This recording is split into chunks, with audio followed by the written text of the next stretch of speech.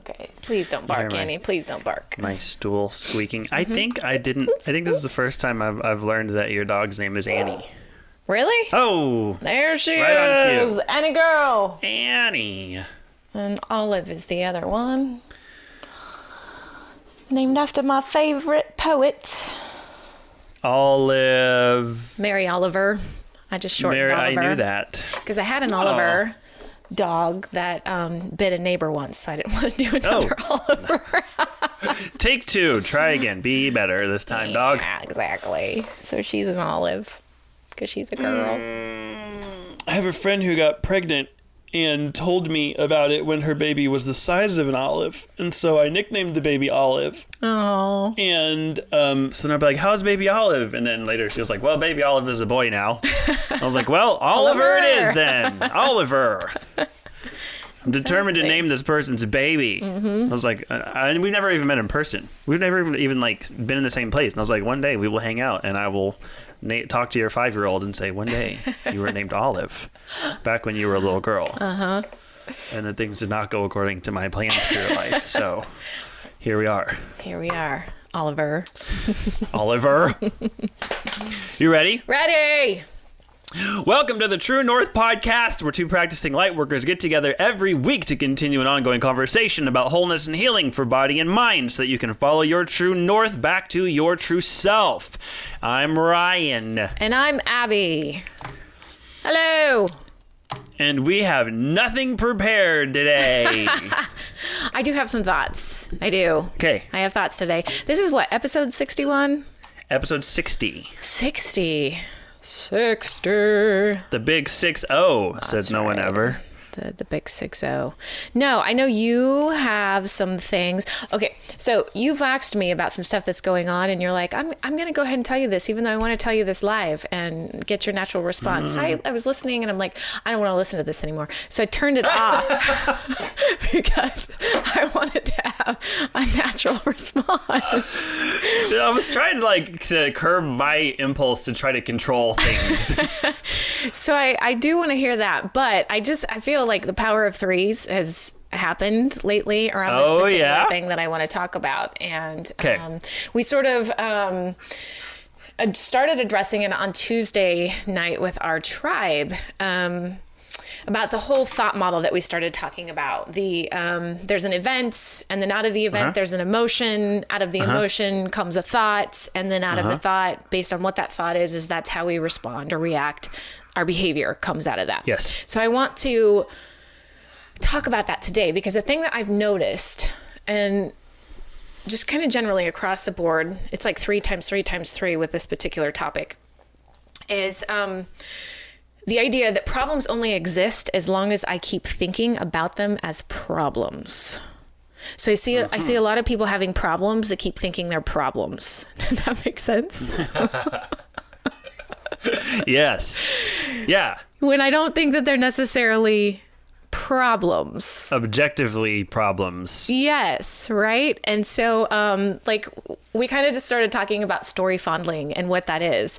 And, we had one particular tribe member who kind of had this negative experiment, could be an experiment, negative experience with some contractors and stuff that she's having done on her house. And so we really had to unpack having the feeling that came out of that negative experience for her, and then what do you take from that so that you don't just keep making it this story, right? This problem that doesn't ever go away. And so it's that vein of thinking that just seems to be really persistent these days. And there's a way to stop that. I just feel what is that term in physics, homeschooler, where I should know this because I was physics club president. I mean, I am a dork too. I was gonna say, I didn't take a physics homeschooler class. It's you get stuck in this vortex, and it's just that momentum where you just sort of centrifugal force. Yeah, I suppose it is centrifugal force. I'm making it a lot more difficult than it really is. Is that right? Centrifugal force. Oh, but, no. Maybe I'm not. All I see is you doing this, and I'm like, that looks like centrifugal force. Well, it is, but that's kind of what it's where it's pulling you into that trajectory, and it's really hard to get out of it. And orbit. Yeah, exactly. Yeah, You're like in this your own orbit. magnetic pull. Well, that's what happens when we're in a thought pattern, a thought pattern that, you know, we see as a problem, and it's negative and it's sticky. So it's really easy to get stuck there. So I just want to kind of talk about that today and talk about like where you break that cycle, that kind of thing. So have you experienced that? Yes. And as a matter of fact, I had a conversation with a friend who kind of blew my mind with this topic. I mean, he wasn't exactly talking about this thing, but it applied, where I was talking about an experience that was making a problem for myself. And one of the things that my dad would say as a kid, when I was a kid, was if you start a sentence with the words, I have a problem with, you stop before the with. That's your sentence. I have a problem. And so that idea is just, it's been there for forever. But I was telling my friend the story of this thing that I'm going through, and he said, it sounds like you have some fear. Can you own that you have some fear? And I said, I don't even know what I would assign that fear to. Like, I can't imagine an outcome that I'm afraid of happening, or a thing that I'm afraid of. Like, what would I be afraid of? And he said, oh, back it up. You're in your head. Just own that you have fear. And the idea of fear existing that's not attached to a thing kind of broke my brain for a day. Like, how can you have fear if it's not afraid of something? But then the something is the story. And the story is the thing that doesn't exist anywhere but in your head. The fear is real. The fear exists in your body. You feel that in your physical self, right? But can you experience fear and own that there's fear there without continuing to figure out what story that fear is attached to? Like, if we were to say, I'm afraid of, whatever you fill in the blank with, just remove that from the equation. Can you just say, I feel fear? Is that even possible? And so then, of course, I did what I do, and I take that concept and I like spread it like butter across an entire loaf. We're like, where else does this apply? And can we have all of our emotions and just have the emotion? Can we have, like, I'm happy not about a circumstance, I just feel happiness, or not, I'm angry at a person, I just feel anger, and have everything after those conjunctions, the ands, the ofs, the abouts, own that is, for all intents and purposes, imaginary. The feeling is real, but it doesn't necessarily have to attach to a story. And that concept, like I said, it's not new, but it feels new. That's the story of my life. The story of my life is bumping up on things I've seen or been carrying and be like, oh, I've never seen you before. Well, yeah, I have, but it still feels like a mind-blowing epiphany.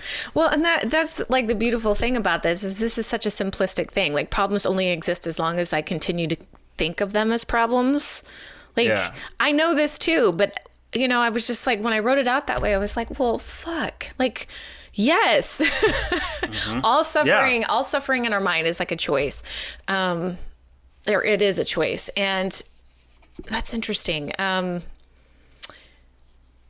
So you're really like pulling out though, like real fear versus perceived fear. Yeah. Well, fear just has an experience that you have in your body versus fear of things other than what's here and now.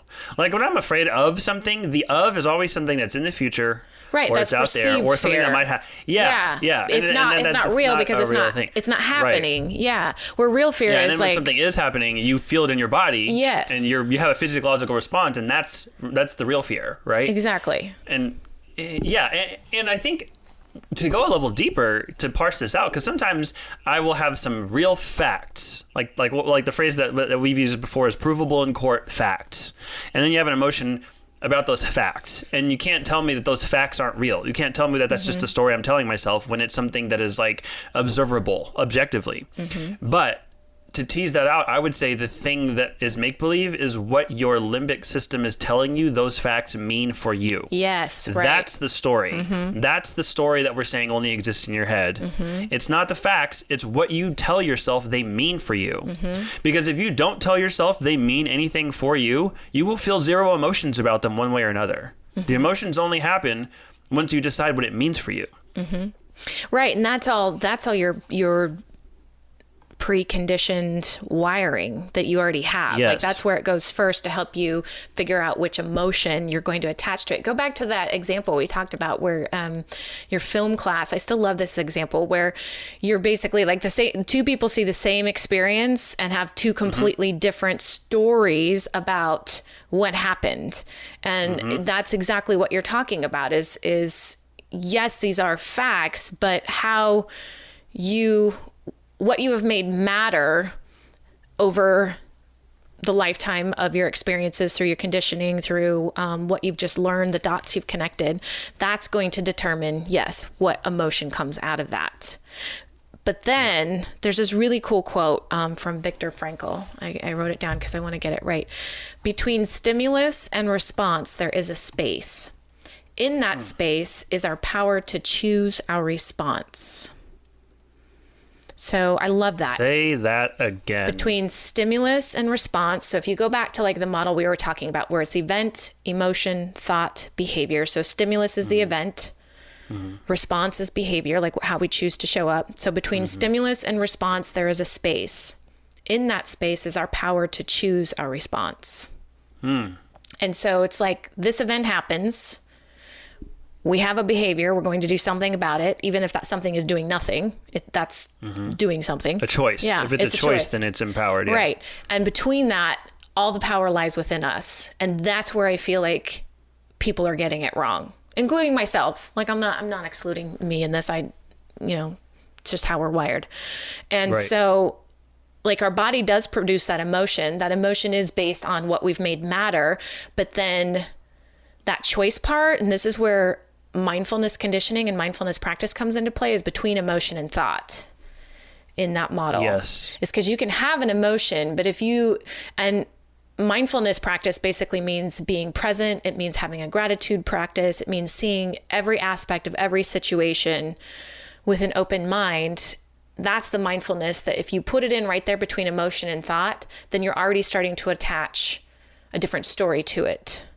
One that probably will serve you better and will align more with your true north self. So then your response, your reaction, however your behavior then is obviously going to be geared more towards love and light.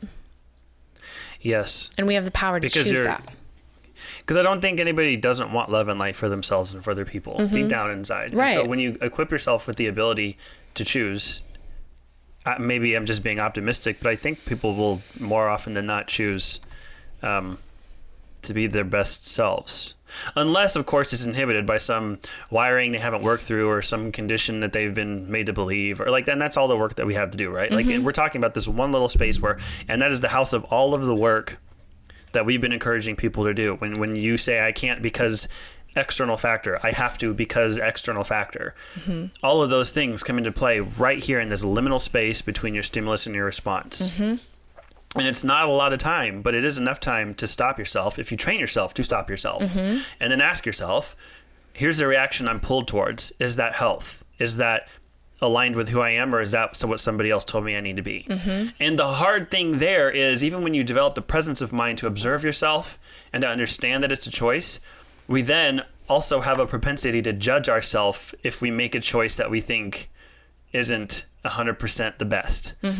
You know, like I've even caught myself making a choice to allow myself to do what other people wanted me to do to avoid a fight. Right. Yeah. And it's so easy to judge myself because, I should have stood up for myself, or I should have stood my ground, or I should have whatever. Right. And so then you're right back in the same cycle where you'll start to act based out of a fear of your own judgment of yourself. So there's so much that happens in this little tiny space. Right. And you're back at fear, fake fear. Right. And part of it is like going back to what my friend asked. He asked, can you own that you have fear?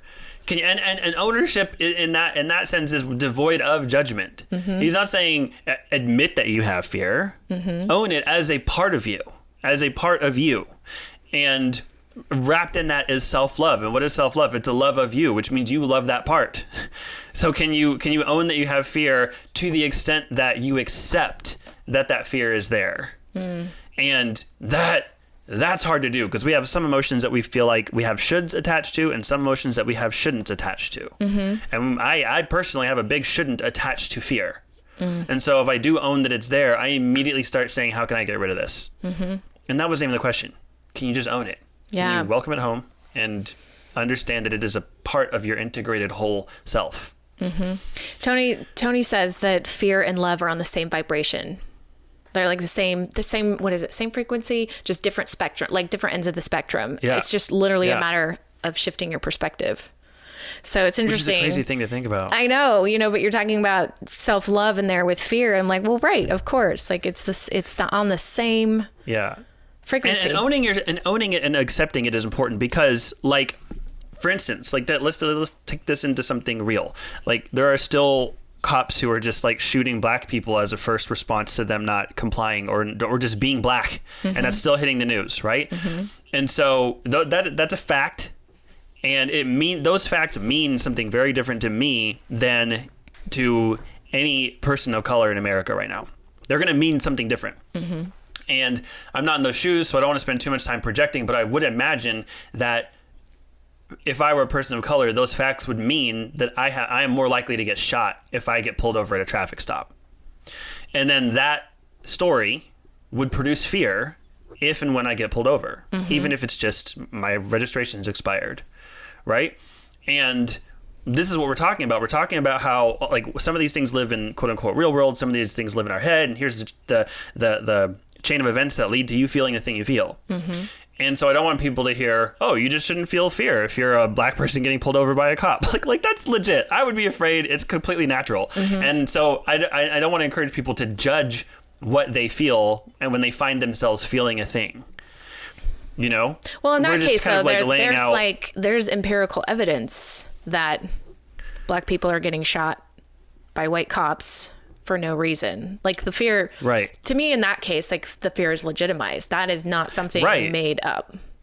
Right. And that's what I'm saying is like technically, according to the model that we put out, that we're talking to right now, which is where this is tricky, is if I'm a person of color, I'm getting pulled over, I'm going to tell myself a story that this may be my last moment. And what we're saying is that right there is a perceived fear that based on a story that only exists in your head. Because you don't know what's going to happen, right? That's what we're saying. And so what I don't want people to do is take that a direction that could lead them to hear something other than what we're saying, Well, right. Like, yes, it is in your head, but just it being in your head doesn't mean it's not legitimate. Yeah. I think that's the thing. Like if I say, oh, you're just making that story up, I don't want people to hear that means that it doesn't have value or it's not helpful or it's not serving you or it's not worth having. Like there's some things that happen in flesh and blood, time and space, and there's some things that happen in your head, but that doesn't mean that they're less real or less valid.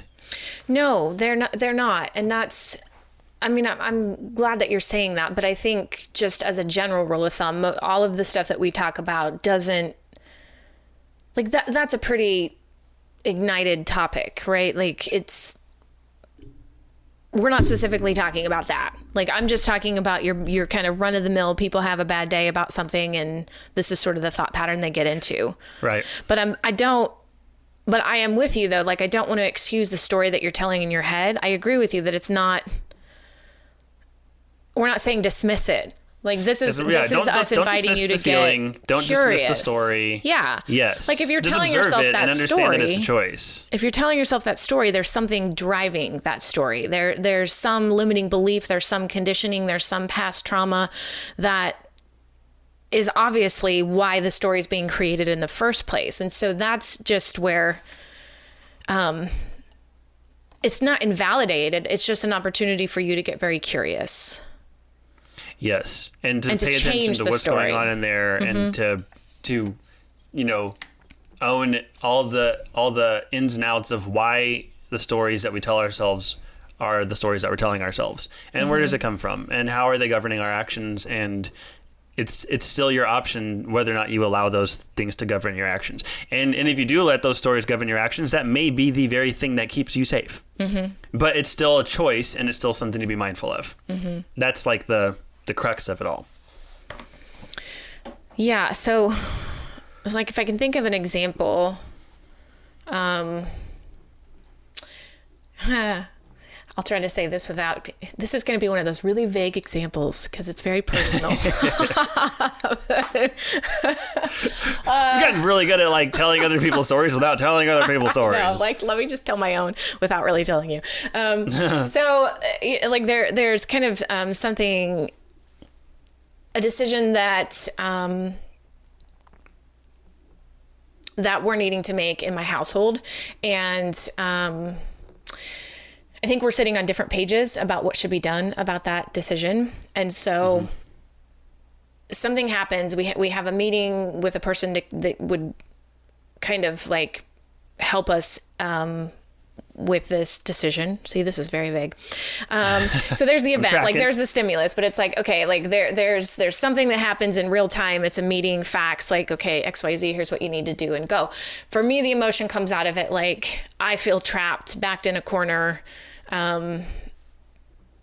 you know, not standing up for myself, shut down again, like all these things. Right. And so that's sort of the emotion that I'm sitting in. And I immediately roll it into this story of, this is just how it always is. I need to just basically get walked on all over again, you know, just do what I always do and just keep quiet to save face, right? To not have a fight, to not, because it's like, ugh, you know, that feels worse than just me silencing myself. So that's the thought. So then my behavior is I immediately come to the discussions cold, shut off, barely talking, already pissed off, right? So the conversation is not in any way productive. The communication just isn't there. I'm not really open and honest about how I'm feeling because I'm sitting in this story that I'm telling myself that it's going to go a certain way and I have to be a certain person because that just feels better at the time. And so if I were to kind of apply this idea that this is only a problem if I keep thinking of it as a problem, where I would come into play is like, okay, here's my emotion about it. And if I'm really trying to practice mindfulness and I'm really trying to align with love and light, then what's the story I need to tell myself? I need to switch that story. And if I can kind of get into that headspace and work through that particular issue, identify the things that are really driving my emotions, like and I've been doing that. Like I've been doing a lot of deep work on, and just discovering a lot of shame triggers that I didn't realize I still had. And that's a topic I want to get into on another day, is like, does shame really go away? But things I thought I'd kind of worked on, but yet I'm identifying that they're still there. And that's sort of what was driving a lot of this behavior. And so after doing that work, I was able to kind of change the story. So then showing up for the next meeting, I was a lot more open. I was able to kind of stand up for myself. I was able to like communicate a little bit more about my perspective, why I thought what I thought. And it changed the conversation. I can't say that it necessarily went well, but I felt empowered and I felt strong and I felt like I wasn't being defensive and I wasn't attacking either. And so for me, like, yeah, it didn't end the best way, but I still feel like it was a productive conversation. Does that make sense? Or at least you can say you showed up the best way that you could have. Yes, I felt good. Like I've stayed in my business and I felt good about the way I showed up because I really spent time in that emotion thought gap, that space between the stimulus and response. I spent time sitting there getting really curious before I responded. So yeah. So what you're talking about is I had the thing that I told you that I didn't want to tell you because I wanted to tell you live, and then I told you anyway, but you didn't listen to. So essentially I had a conversation with a friend, and just so we don't derail this whole conversation into like what that conversation was about, essentially, we both had very similar experiences. We both learned very similar lessons, but had very opposite takeaways from it. And after that conversation, I was reviewing it in my head, and I was kind of patting myself on the back because I didn't compare my experience to her experience. I didn't say, oh, well, if she went that way with it and I went this way with it, maybe I went the wrong way with it. And should I, have gone the way that she went and maybe I reached the wrong conclusion? I didn't do that. I also didn't say, oh, she's way off track because if she had had the experience and had the presence of mind that I did, then she would have landed where I landed. Didn't do that either. It was very that goes back to the confidence thing, just knowing what you are and letting yourself be what you are, which allows you to let other people be what they are. And, I related to her in ways that we could relate. I held space for her story to be her story and for mine to be mine. And neither one of them had to affect the other one. We were just sharing our lives. And the fact that none of those things came into play that felt like growth to me because that's normally where my mind goes. And so this conversation I'm having with myself after the conversation with my friend, about the conversation I had with my friend, I will personify the self I'm having that conversation with, and I've always called it my inner critic. Like my inner critic, I picture like a worker at a desk with loads and loads of work that's just stuff that happened that he's going to go through and review and point out, like with a red pen, every flaws. single thing I could have done. Right. And then submit them to me and say, here's how you could have done it better. And I fucking hated my inner critic for the longest time. And I got the idea to have a conversation with this inner critic. And I talked to it as though it was not me, and more like a conversation with my spirit guide. And because my imagination is what it is, and because I'm so well versed at personifying parts of myself and having conversations with them, it was really easy to just get into the zone. And the first thing this inner critic said was, stop calling me that. Like, you named me that. That's not what I am. I'm not criticizing you. And the second thing he said was, you're assigning me the past, and I would like you to bring me into the present. And it was kind of a one-way conversation. I just opened up the door, and this what I'm going to call it an entity, was like, look, here's what this has been this whole time. I've been a map. You've been a wanderer. You've been holding me and ignoring me. And then when you get lost, you consult me for how you got there. That's not how you fucking use a map. And so it's like, this is my job and you are ruining it. And so the picture was painted of like, bring me into the present. Use me for how I am designed to be used. And instead of recruiting me post hoc to just show you in retrospect what you could have done, bring me into the conversation to help you figure out what you can do in real time. And I was like, well, what do you want me to call you? And he said, how about inner advisor? Like you have the sultan and then you have the vizier and they're like observing the court things next to the sultan, but not from the perspective of the sultan, and then whispers in his ear and says, here's what I think. And then together collaboratively, you can like come up with the best. And it's kind of like that. Like I didn't ever think about it that way, but I'm kind of reframing my relationship with that part of myself so that it's not adversarial and it's not, oh, okay, let's go and rehash this thing. Let's talk about why my first kiss was so lackluster and I should have been a studly, super person. Like every first, that's why it's a first kiss. Like you don't know how to kiss when you do your first kiss, right? So there's a part of me that continually goes back to that. And it's like, well, if you knew then what you know now, but fuck, exactly. And so that whole part of me that goes back and just reviews things and scrutinizes them and critiques them, I'm now like inviting into the present and saying, okay, well, stop looking at the past, come be here with me and do it in real time.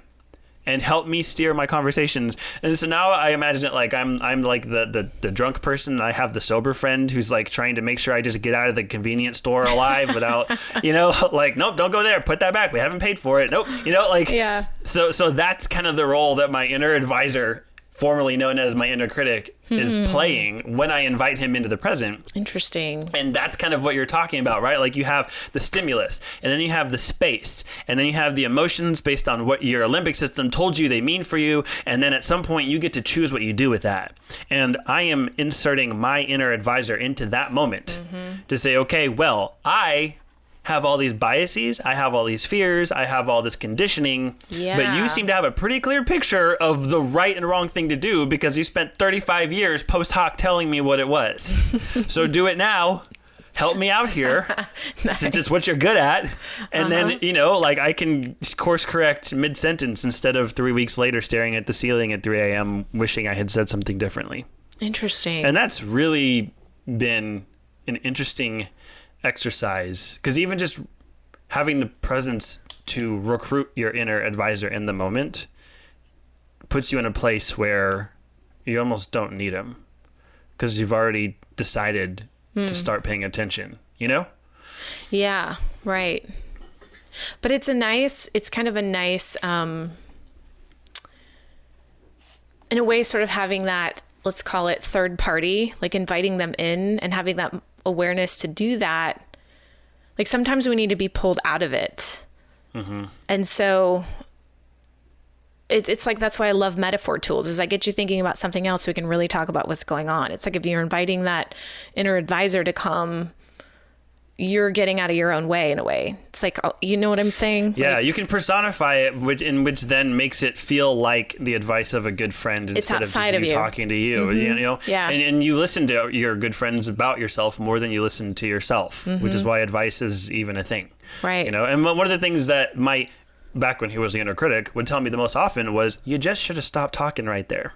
Like, that's the number one piece of feedback I get. Yeah. And so now it's like, hey, you should stop talking right now. And, you know, I've followed that advice a few times since I've made this shift, and it really has kind of been magical in a really weird kind of way. Just nice. Yeah. Just starting to have another voice in my head tell me how many of my words are not really helping anyone or necessary. Interesting. Okay, so then this has me thinking about practice, because I really like what you're saying, but just even within my own example, it was really hard to do that real time. Like, obviously I failed first attempt in learning. My first conversation, I failed. Ever.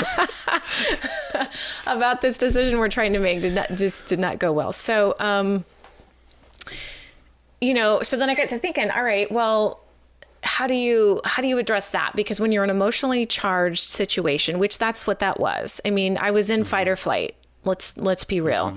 And when that happens, pretty much your mind will just default to what it knows best. And so if this has sort of been your standard way of operating, like, that's what it's going to default to, because that's what it knows best. And it's so it is complete habit. And so, like, then it just kind of comes back full circle to, you've got to actually practice this in the times that it doesn't matter as much, like when there's not as much on the line. Does that make sense? Yes. And it's doable, right? Yeah. Like when I think it does come down to habit, because we're in the habit of, when we feel a certain very specific sensation in our abdomen, we tell ourselves, oh, I'm hungry. And then that drives a behavior that addresses the thing we felt in our body. And that's such a common part of life that we don't even realize that that's the same thing that we're talking about here, right? You feel a thing in your body and you say, here's what that means, and here's what I need to do about it. And when you're hungry, it's really hard not to be present with the fact that you're hungry. Everything that happens to you is filtered through, I'm hungry, right? And so I think just a matter of practice builds habit to the point where then you can feel when you're in fight or flight. You can feel when you're like you said, with the small things where the stakes aren't as high, it's a good practice ground. So like even this morning, I was getting our kid ready to go to daycare. And my wife usually makes her coffee, but we got a little bit of a late start, so she asked me if I could make the coffee. And I said yes. And then in my brain, I prioritized what I was trying to do and where the coffee was placed in that priority list. And then I told myself, okay, well then after this, but before this, I'm going to start the coffee. Then a little bit later, I hadn't done it yet. I didn't communicate my plan to her. I just internalized it. And then I saw her making coffee. And my face reacted without my permission, because we have a history of me saying I will do things and then not getting to it on her timetable. And then there's been conflict around my perception that she's doing it because she doesn't trust me to basically keep my word. And so all of that was kind of loaded in a face I felt myself making. And then I know that came out because she started telling me, oh, this isn't about you. It's not that I don't trust you. I just realized I wanted coffee sooner than maybe you would have gotten to it. So I can make it myself. I'm just going to make it myself. There wasn't any, like, it wasn't a jab or a stab or her, like, being performative about it, saying, oh, here you go again, not being able to be trusted. She just took it upon herself to do the thing. And that's all it was. And so for a second, out of habit, I observed this thing happening and then told myself a story about how much she does or doesn't trust me. Right. And then compared that to how much I feel like she should, and then had an emotional response at the discrepancy between those two things. And it wasn't positive.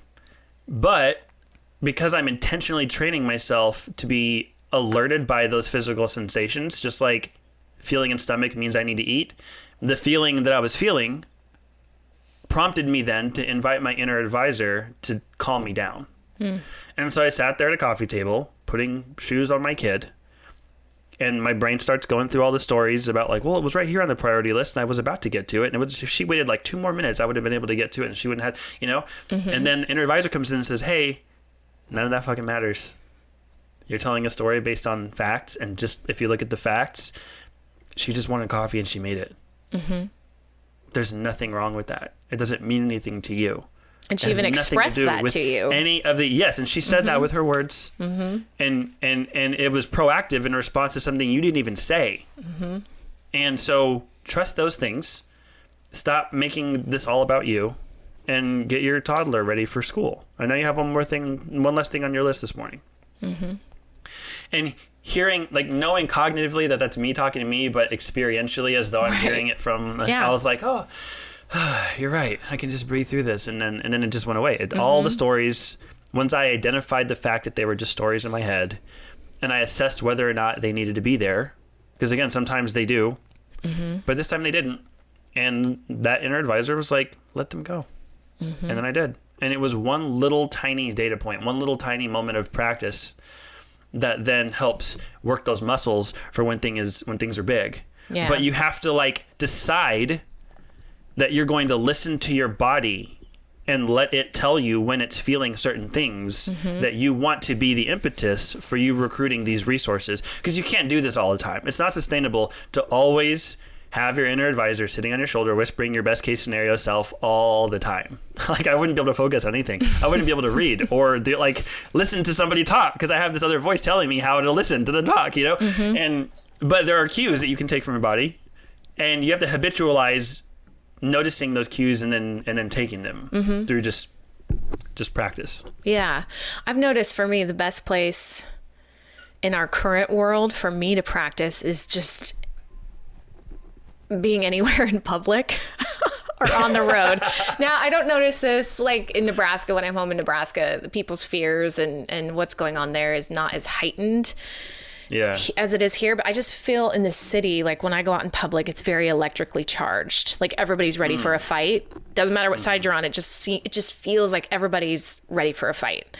And so like you go to the grocery store and, you know, one person's mad because they're social distancing and one's mad because there's not. Like, it's just a constant fight. And so this is a place for me to practice, because I found that initially when our world started kind of shifting this way, is I was getting really caught up in it, and it was taking over my day. Like it was, I gave away my power, right? This power that Viktor Frankl was talking about, the power to choose. And I would just be angry. And then I'd start projecting all that crap on people around me. Like, okay, you're going to be mad and annoyed. Well, I'm going to internalize that. I'm going to tell that story about myself, what I should be doing better, what I should be doing different, owning your business. And then I'm going to respond in kind by being rude and defensive to somebody else. And so that's where, because there's not a whole lot on the line there, right? And so it's easy for me, like when I'm in traffic and somebody cuts me off, I can sit in that space and, you know, choose to get really annoyed and be like honking at them and flipping them off, and then the next person I interact with gets all that anger. Or I can just try to be present, which that's like, if we're going to kind of wrap this up in a nice little bow, the things that I'm really saying, and you can add to this list, is, you've already said it, the being present, which is like inviting your inner advisor to being in the present. I can be grateful, and then the seeing every aspect of every situation, like just being opening your eyes to the possibilities, like the positive intent. We don't know what's going on below the surface. And so like when I'm in traffic and this guy cuts me off, or girl, whoever it is, because they're going so fast I can't see them, like I can just stop and just be like, okay, look, like nothing happened. I'm obviously defensively driving enough that I was able to brake and let them in. And so there's like the gratitude. I'm being present, where I can just really recognize how I'm feeling about it and that it kind of triggered me. And then I can honestly say, okay, I have no idea what's going on in that person's life, and I don't want to choose to sit in their business today. And I hope that everything goes well for them. Like just send them loving kindness because they probably need it. And then I can go on and interact with the next person with loving kindness. Right. So, yeah. Like same thing in the grocery store. It's like, we just don't know what people don't know. And if I can use that as mindfulness practice in that space, then my behavior is more in line with how I want it to be, like how I want to show up.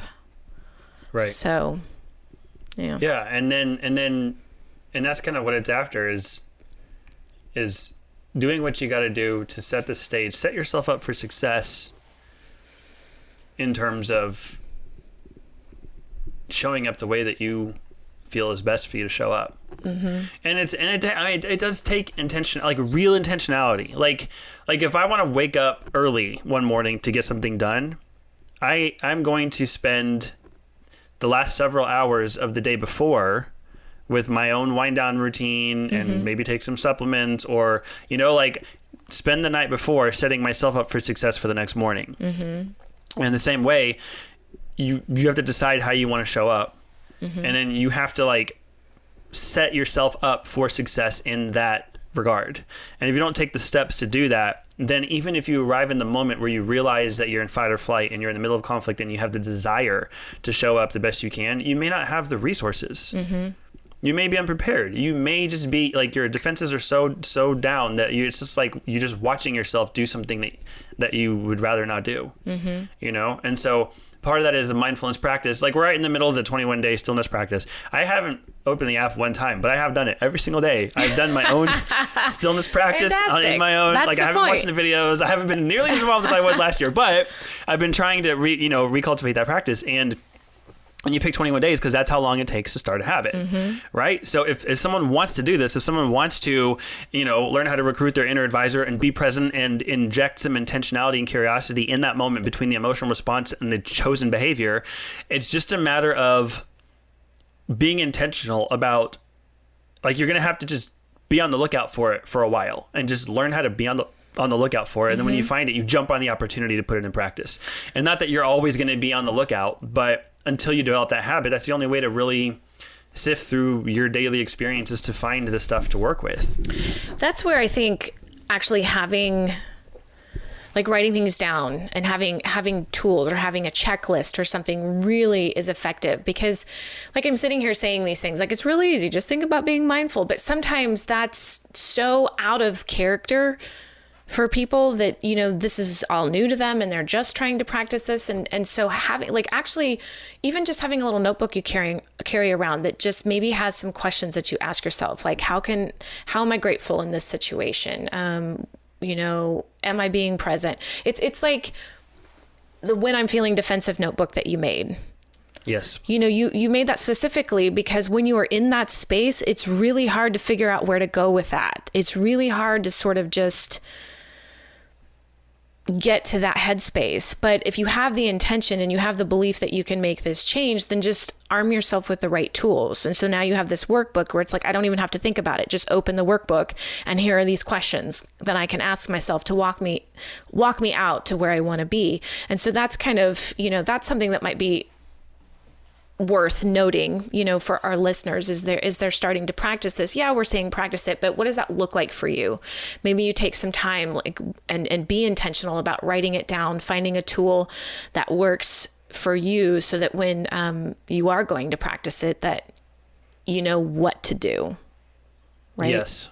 Yeah, and whatever tools work for you, Like, even one of my practices is if there's something I'm trying to incorporate, I set an alarm on my phone every hour on the hour to remind me, or I'll do my iPhone wallpaper, or sometimes it serves me to have a morning routine where I wake up and set my intention for the day. Am I going to meet it? No, but I have a better chance at meeting it if I set my intention.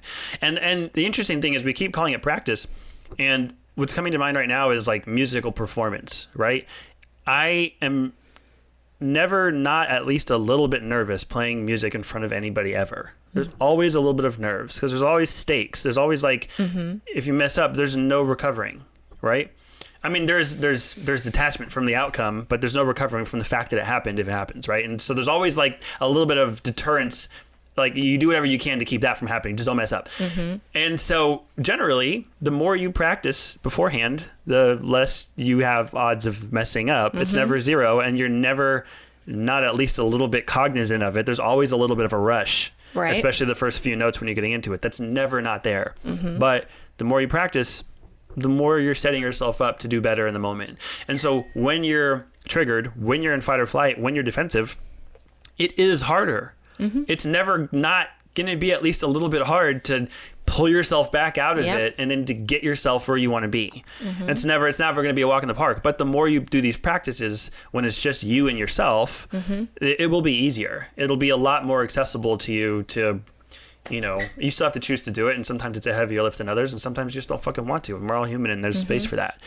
But yes, journal, track the times that you did it well, track the times that you did it not well, as long as you have the built-in framework of compassion and self-love and gratitude, so you're not just judging yourself. Yeah, right.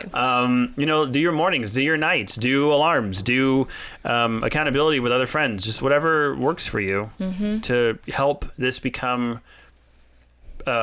something that stays at the forefront of your mind for as long as you need in order to turn it into a habit.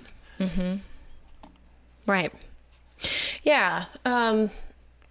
Just speaking from personal experience in the story that I shared too, just because I've practiced this didn't make it easier to open myself up to potential hurt. Right. In the conversation I had, it was much safer to just default to what I know, which is shut myself down, go in my hole, stay safe, and don't stand up for me. But then what's happening is kind of exactly what we're talking about. But then I just keep perpetuating this cycle of quote unquote a problem. And it doesn't feel good. It just constantly feels icky. And then there's always going to be this loneliness that I feel because I'm completely misunderstood, but in a way that's my own doing. Right. And so, yeah, I mean, even with practice, I still didn't want to do it. There still was potential for hurt. There still was hurt, but I feel so much better on the other side of it because I chose to practice that. And then in the moment that it really mattered, still practice it, have the bravery to do it, and then feel better now, which actually is interesting because now it's just sort of empowered me. And I feel like it's going to be much easier the next time, right? It's like all of a sudden I'm just building a new habit, sometimes like they say, I was reading in, what was it? Oh, Outside Magazine the other day. I was reading some article about running and mindfulness, and I may not even be quoting the right article, but they were talking about sometimes the hardest part about running is literally just putting on your shoes. But going from not in runner's clothes to on the sidewalk ready to go. Yeah, yes, that's and once the hardest you get part. there, it's easy. I'm running. Yes. You can kind of get into it, and you're you love it. But the hardest part is putting on the shoes. Yes. And I feel I just put on my shoes. That's what I did. I just put on my shoes. So now I'm going to be able to just start getting jazzed about running now. So, yes. Yeah. That's okay. So this is something we need to talk about in another episode because this is what you're talking about. I mean, not really what you're talking about, but one of the things that you mentioned is something that I see at play in so many different arenas that seem disconnected, but I don't think are. It's our aversion to transitions. Toddlers, my toddler, most of the tantrums he throws is just transition based. Once he's in bed, he's fine, but he doesn't want to go to bed, right? Or he doesn't want to stop playing to go to another thing, but once he's doing a thing, he forgot that he was ever playing, right? And when you're talking about the transition from not running to running, And even when I was a little kid, I hated, if I wasn't mowing the lawn, I didn't want to mow the lawn. But once I got out there and started doing it, that was my therapy. Right. I was like my inner monologue. I was working stuff out. I was, and it was fun. And there was nothing else on my plate in my heart and mind when I was mowing. That was the only time in my life I didn't have to worry about anything else, right? But if I wasn't mowing, I fucking didn't want to do it. I would stall, and it's a transition. Yep. And then you think about big life transitions. One of the big things one of our huge recurring themes across the however long we've been doing this podcast is get out of your own way. Because if you're listening to this podcast and you're among our audience, then chances are there is a transition that you want to make, and you are the thing keeping yourself from doing it. So you're fighting with yourself. And I don't think it's because you're afraid of what's on the other side. I think that's something that's attractive because it's what you're looking at and hoping for and kind of working through how to get to. But the thing that's hard is the transition. And it's so crazy to me how that like our resistance to transition happens in so many different ways, shapes, and forms, in so many different layers of the human condition, but it's always a present factor. You transition yourself, and then people in your life that don't transition, now there's conflict that wasn't there before. Or vice versa. Yeah. It's just such an interesting, I wonder what it is about us that makes us hate transition so much. When stasis becomes painful, the longer it goes, almost without fail. Yeah. No, that would definitely be worth diving into. You made me think of something that, like an expression, you can't have change without loss.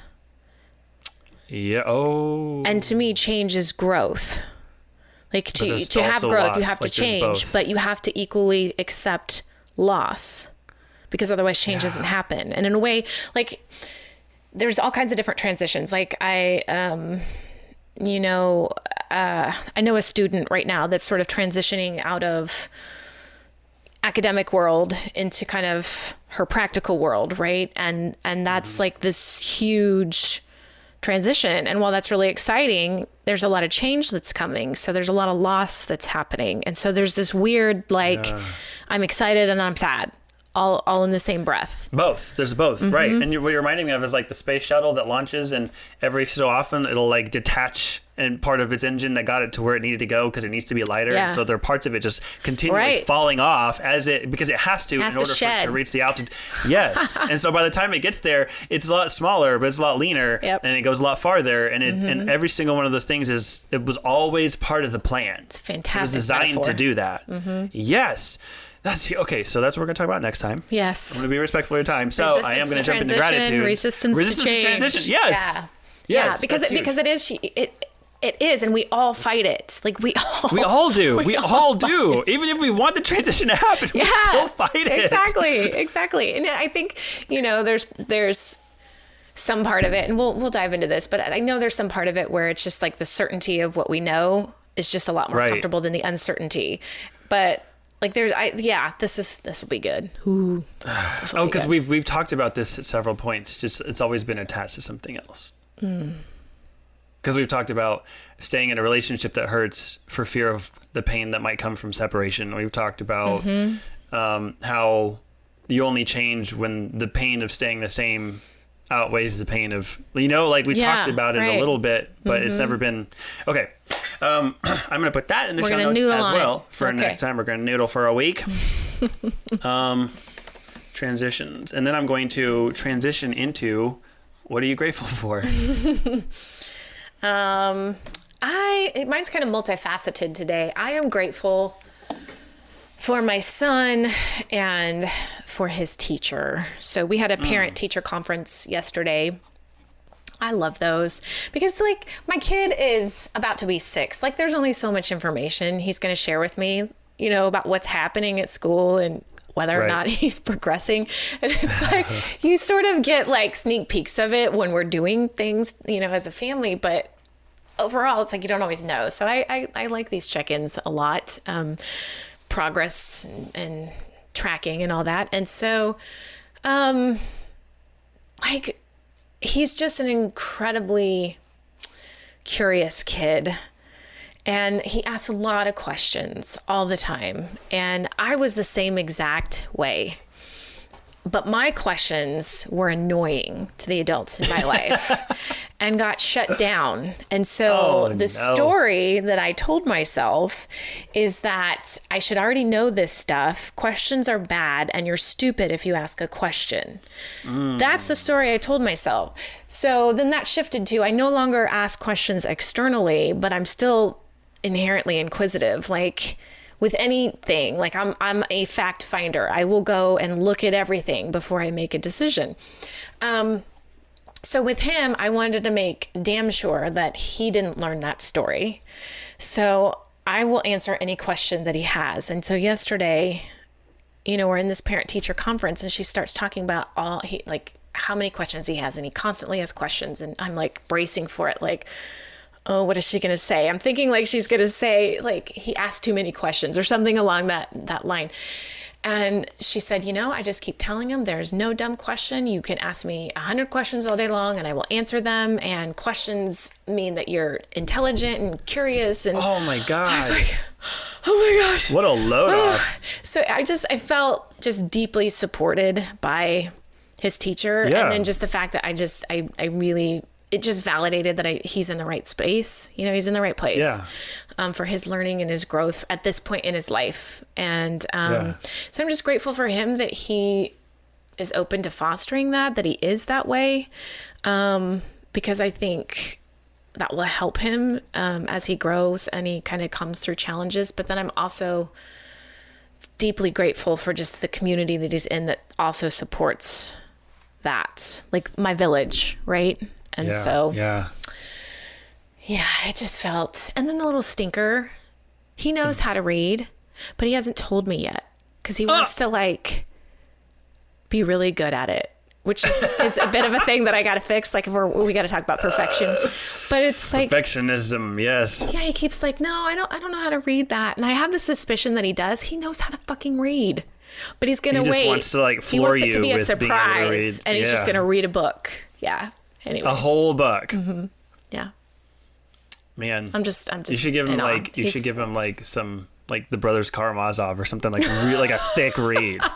Be like, you think you can read? Here you go for again. it. Impress me.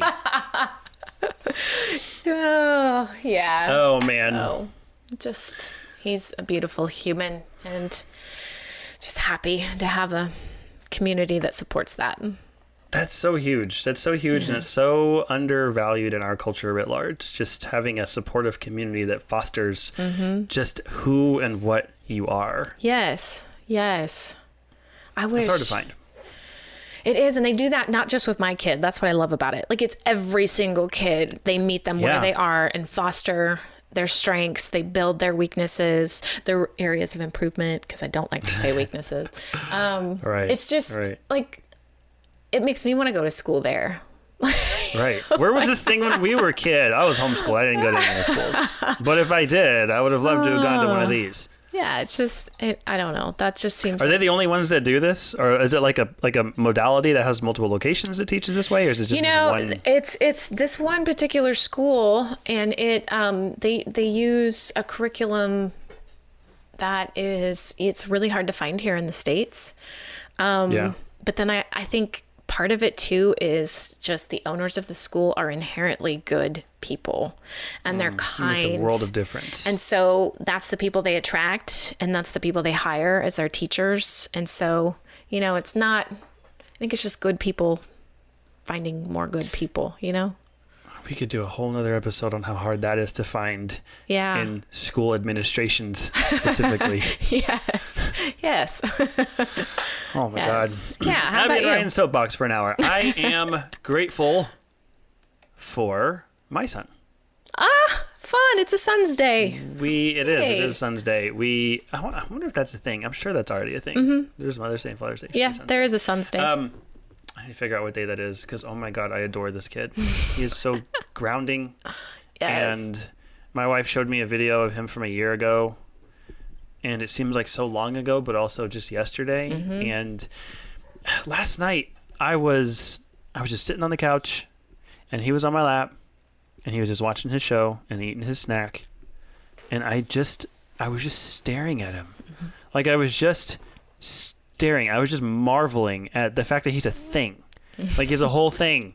and he's beautiful, and he's just wonderful, and he's like, I don't know, I just got swept up in the whole miracle of it all. Like, you're a whole person. You're like, I don't know. I can't, like, anyone who's a parent knows what I'm talking about, and I just have to leave it at that, because I can't put words to just the feeling that I had just taking in all that he is, and the fact that he is, and that I get to participate in his becoming.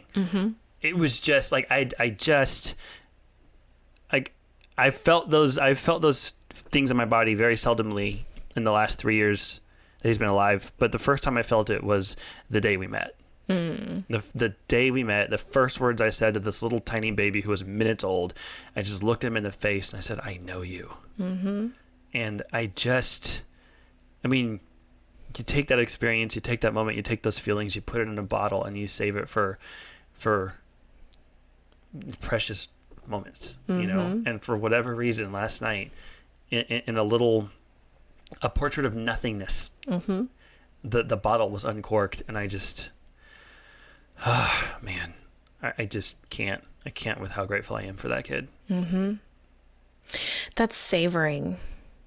Yeah. Like, you're just savoring his existence, the moment that you're in, who he is, you know? Yeah. And there's no about, there's no, I love this about you. There's no because, there's no, I love you because, like, you just become the love. Yes. And you just want to wrap yourself around the kid and be like, feel this always. Yeah. You know? And of course, then I took that out on him by scooping him up and kissing him all over his face relentlessly, no matter how much he squealed, giggled, and screamed and smacked, and it was great. It was great. Those are the best moments ever. You can't not. Exactly. You know? Exactly. Oh. And then my dogs are always like, oh, we're loving. Oh, what is this? Okay, come on, here we go. And then all of a sudden, it's like this big dog pile of humans and dogs you're a and dog. loving. You're a different thing. Yeah, my dogs are still jealous of him because they think they're like, we were your first kids. I'm like, oh, no. Exactly. No. That's not the same thing, dog. Yeah. All right. Well, until next time, everyone. Thank you for loving me. Thank you for being there. Bye. We are grateful for you. Thank you for listening. And if you like what we're doing and you want more, then you can join our tribe to interact with other like-minded individuals. You can go through our Patreon page, which is patreon.com/True North Podcast 11. Is it Podcast 11 or is it True North 11? Oh, shit. It's in our show notes.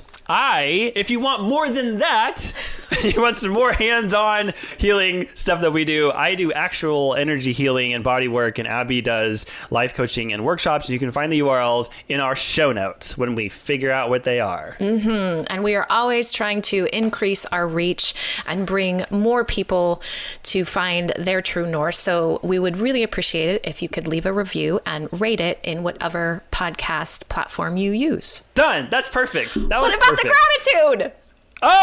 This one. Hang on. And one last thing. What are you grateful for? There. I said it. I said the thing.